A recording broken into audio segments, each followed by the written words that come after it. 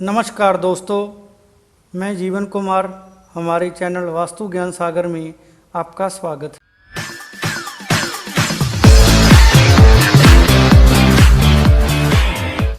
दोस्तों, आज बात करेंगे कि तुलसी के पौधे को घर की किस दिशा में लगाना शुभ होता है और किस दिशा में अशुभ होता है, और उसे प्रयोग करने के संबंध में हमें किन किन बातों का ध्यान रखना चाहिए। हिंदू धर्म में दोस्तों तुलसी के पौधे का बहुत महत्व है। शास्त्रों में से पवित्र, पूजनीय और देवी का रूप माना जाता है, जिस कारण इसे घर के आंगन में लगाने और इसकी पूजा अर्चना करने की परंपरा बहुत पुरानी है।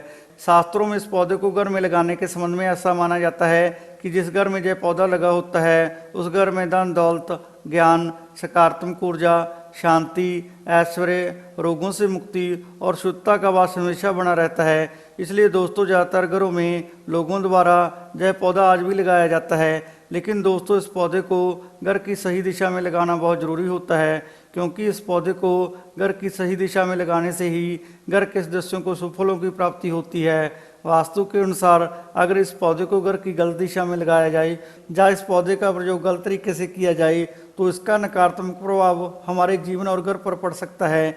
इसलिए दोस्तों इस पौधे को घर में लगाने से पहले आपको इसकी सही दिशा और इसके उपयोग के बारे में जानना जरूरी है।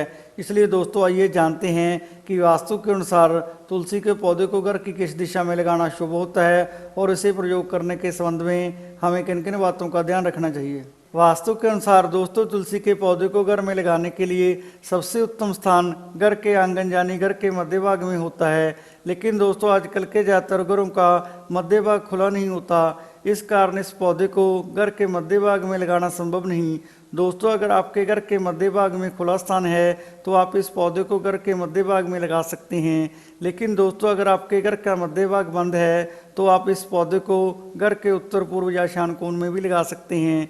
यह स्थान भी तुलसी के पौधे को लगाने के लिए बहुत उत्तम होता है। इस दिशा में यह पौधा लगाने से घर में माँ लक्ष्मी का स्थायी वास होता है और इस दिशा में लगे इस पौधे के कारण घर में सकारात्मक ऊर्जा का भी प्रवेश होता है। इसलिए दोस्तों घर के उत्तर पूर्व या ईशान कोण में तुलसी के पौधे को लगाना बहुत उत्तम माना जाता है। दोस्तों अगर आप इस पौधे को घर के उत्तर पूर्व या ईशान कोण में नहीं लगा सकते तो आप इस पौधे को घर की उत्तर या पूर्व दिशा में भी लगा सकते हैं।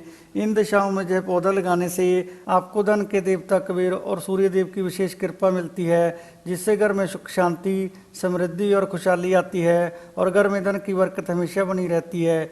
इस कारण दोस्तों यह दिशाएं भी तुलसी के पौधे को लगाने के लिए बहुत उत्तम मानी जाती हैं। लेकिन दोस्तों इस पौधे को घर की दक्षिण दिशा में कभी नहीं लगाना चाहिए, क्योंकि इस दिशा में यह पौधा लगाने से आपके घर की सुख शांति और समृद्धि खत्म हो सकती है और इससे आपके घर में क्लेश और धन हानि भी हो सकती है। इसलिए दोस्तों तुलसी के पौधे को घर की दक्षिण दिशा में कभी नहीं लगाना चाहिए। इसके अलावा दोस्तों घर में सुख शांति और समृद्धि के लिए आपको इस पौधे के संबंध में आगे बताई बातों का भी हमेशा ध्यान रखना चाहिए। शास्त्रों के अनुसार दोस्तों घर में तुलसी के सूखे पौधे को कभी नहीं रखना चाहिए, क्योंकि ऐसे पौधे को घर में रखने से धन की बरकत पर असर पड़ सकता है और इससे घर में दरिद्रता भी आती है। इसलिए दोस्तों आपको घर में हमेशा तुलसी के स्वस्थ या हरे पौधों को ही लगाना चाहिए। दोस्तों अगर आपके घर में लगा कोई तुलसी का पौधा सूख जाए तो आपको इसे किसी पवित्र नदी या तालाब में जल प्रवाहित कर देना चाहिए।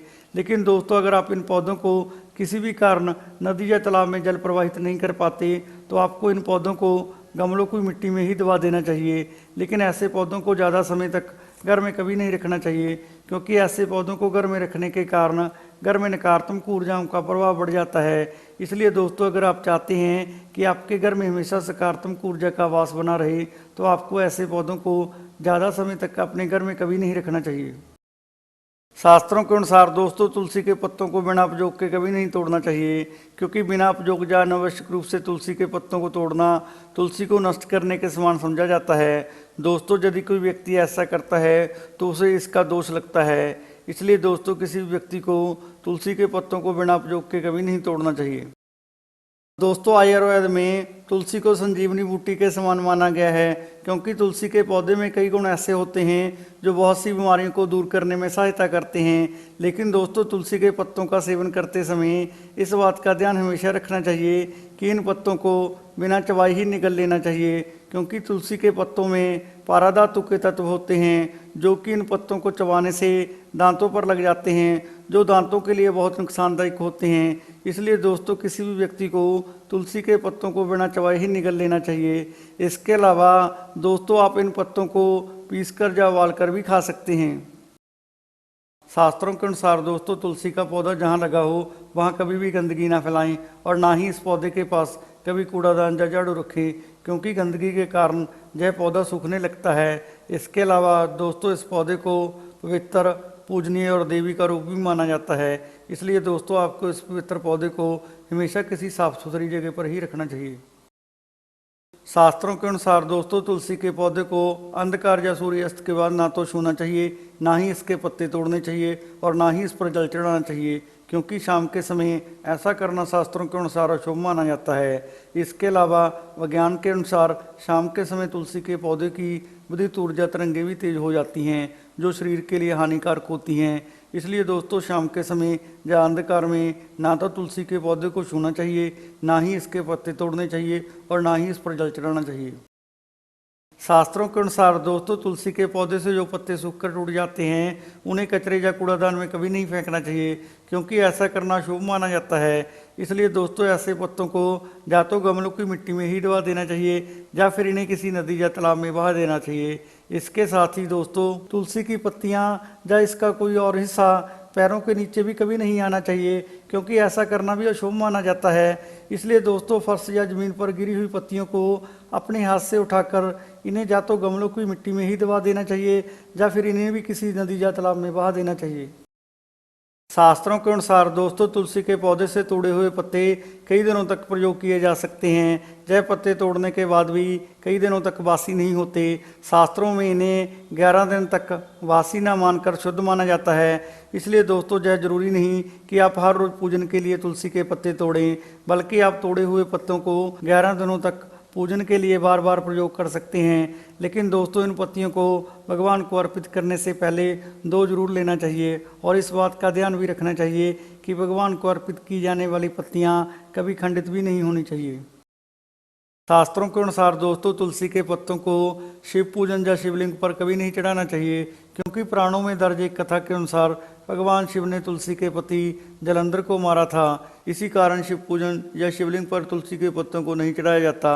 इसके अलावा दोस्तों तुलसी के पत्तों को गणेश पूजन में भी कभी प्रयोग नहीं करना चाहिए, क्योंकि पुराणों में इसके संबंध में भी एक कथा प्रचलित है, जिसके अनुसार एक बार गणेश जी ने तुलसी का विवाह प्रस्ताव जय कहकर अस्वीकार कर दिया कि वो ब्रह्मचारी हैं, जिससे रुष्ट होकर तुलसी ने उन्हें 2 विवाह का श्राप दे दिया।